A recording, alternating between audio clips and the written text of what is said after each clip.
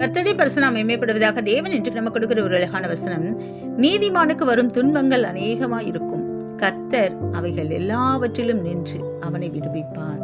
ஹல்லேலூயா.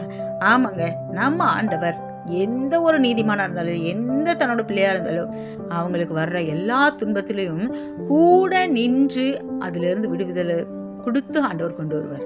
பாருங்க, இஸ்ரேல் ஜனங்கள் இந்த பக்கம் பார்த்தீங்கன்னா பார்வோனோட சேனை, இந்த பக்கம் செங்கடல், சுற்றிலும் அலைகள், எங்க போவோன்னு சொல்லி தவித்து போயிருக்கக்கூடிய சூழ்நிலையில ஆண்டவர் அவர்கள் மத்தியில நின்று அந்த செங்கடலை திறந்து அழகா வெளியே கொண்டு வந்து அவங்கள விடுதலை கொடுத்தாரு. ஹல்லேலூயா.